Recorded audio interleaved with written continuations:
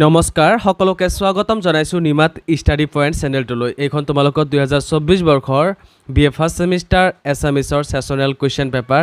So তোমালোকে পাৰিলে এক্সামৰ আগত প্ৰেক্টিছ কৰি যাবা। ইয়াৰ পৰা বহুত কুৱেশ্যন কমন থাকিব।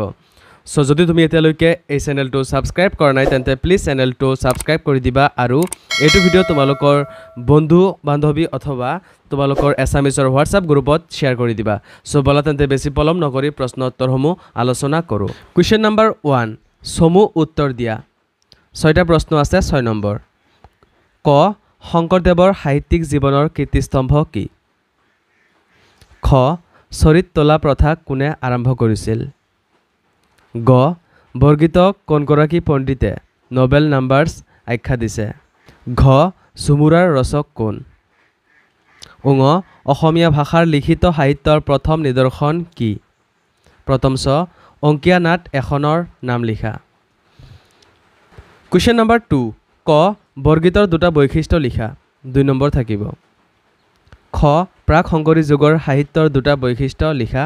এইটো প্ৰশ্নটো 2 নম্বৰ থাকিব। কুৱেশ্যন নম্বৰ 3 যিকোনো দুটাৰ উত্তৰ কৰা।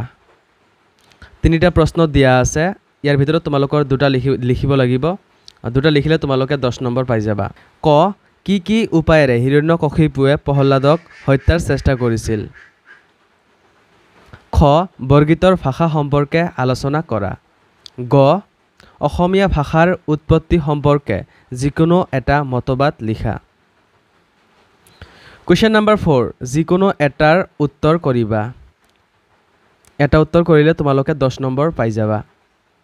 ক অৰ্জুনৰ বিষাদ যোগৰ মূল কথাখিনি আলোচনা কৰা। খ উদ্ভৱকালীন অসমীয়া ভাষাৰ বৈশিষ্ট্য সম্পৰ্কে আলোচনা কৰা। গ নাৰায়ণ কাহে ভকতি কৰো তেৰা বৰগীতটোৰ মূলভাৱ লিখা।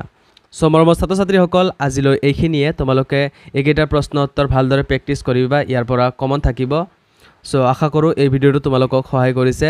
যদি ভিডিঅ'টো ভাল লাগিছে তেন্তে এই ভিডিঅ'টো তোমাৰ বন্ধুবৰ্গ অথবা তোমালোকৰ এছামিছৰ হোৱাটছআপ গ্ৰুপত শ্বেয়াৰ কৰি দিবা।